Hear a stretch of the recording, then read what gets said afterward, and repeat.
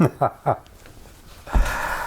gotta tell you, it is such a wonderful Wednesday. I don't even know where to begin.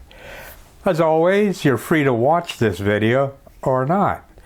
You're free to do whatever you want to do because the bottom line is always choice. Every single hour of every single waking moment of our day, we are faced to make choices. And we are exactly where we are based upon the choices we make. Understand? Anyway, I've got a very interesting little note here. Why are you so much against prayer? Nothing could be further from the truth. It's just that, as a matter of fact, I did write a book, and it's on Amazon. Prayer works, absolutely, but not the way you think. Look, one of the greatest masters ever is Jesus. And of course, his name was not Jesus, that was embellished. His name is Emmanuel. But if you really want to be Christ-like and not a Christian, what you want to do is read the words of Jesus, and when you do, you ask for wisdom in reading his words, and it becomes perfectly clear to you that he's one of the greatest gurus ever. But don't ever lose sight of the fact that Jesus was a man. He was not a God. Jesus was a man with flesh and blood, but he, like the Buddha, became awake. He was enlightened. And what we want to do is we want to be enlightened. We want to be spiritually enlightened because that is our destiny in the cosmos.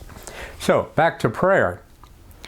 To me, prayer is like someone sitting on the beach here in Virginia Beach. You know, Virginia Beach has something like 35 miles of beaches. And a prayer is like you sitting on that beach with 35 miles of beautiful sand, praying for sand. And I say that because every single thing we could possibly want in this life is in front of us. What we don't have, and it's a matter of choice, we don't have the wisdom to acquire what we want. Now, there's a big difference, a big gap, okay? Now, you're going to have to do your research, really. It's analogous to you having a $100 bill in your hand. I don't have a $100 bill. That's why I'm always asking for donations. But you have a $100 bill in your hand. That is just a sheet of paper. It is absolutely useless until you use that paper, and then it has value. You understand?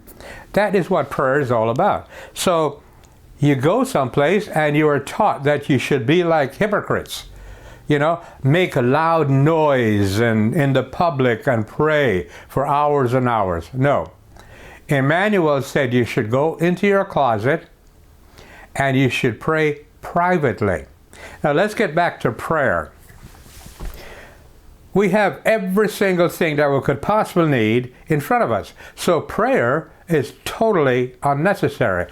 What we want to do, we want to affirm the things that is in front of us, and we want to affirm and thank the Creator, not God, the Creator, for allowing us to have the wisdom to appreciate what we already have. Okay? Okay. So that's it. So you don't pray, look, I'm going to pray for a car. No. It is always about your feelings, how you feel. So what you want to do is to affirm, thank the Creator for the car that you're about to receive will give you the feeling of driving. Do you understand? It's always about your feelings. Everything is about your feelings. Now, so I'm not against prayer so much as I am the misuse of affirmations. That's it. Okay, if you're still with me, I have a treat for you. As you know, I'm not a big fan of the Bible, not at all, because it's been embellished, it's been abused, a lot of the languages have been changed for political reasons, and it is not very good. Now, I'm going to give you one example. This is a book that was written by Dr. Douglas Klotz, and his book, Prayers of the Cosmos, Meditations on the Aramaic words of Jesus. Note that is Meditations on the Aramaic words of Jesus. We're not talking about prayer. We're talking about affirmations. And we get to affirmations through meditations. Now, I've gone over a meditation, so you know exactly how to meditate. So, I'm going to discuss something with you that you're familiar with. Your minister every Sunday morning probably repeat the Lord's Prayer. Wrong. The Lord's Prayer has been embellished and it's inaccurate. Now, Dr. Klotz, who translated the Lord's Prayer from the original Aramaic. Now, keep in mind that everything we know about Jesus, Emmanuel, was hearsay. There was nobody there to write down everything that he talked about. However, it's like Microdacism.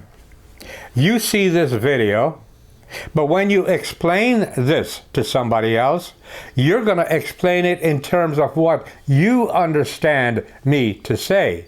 It doesn't mean that what you're saying is wrong.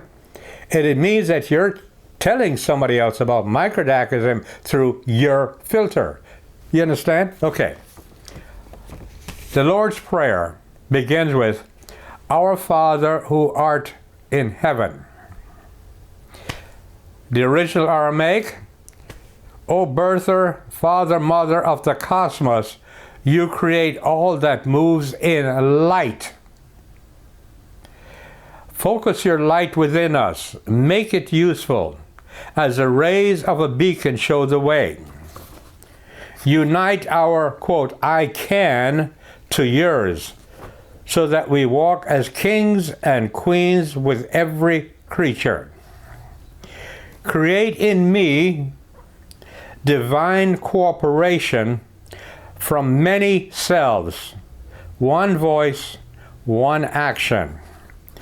Grant what we need each day in bread and insight. Forgive our hidden past, the secret shames, as we consistently forgive what others hide. Deceived neither by the outer nor the inner, free us to walk your path with joy. From you is born all ruling will, the power and life to do, the song that beautifies all from age to age, it renews. Amen. Now, that is the correct prayer from the original Aramaic. Okay? Notice that is a prayer of continuum. There's nothing begging about that or beseeching.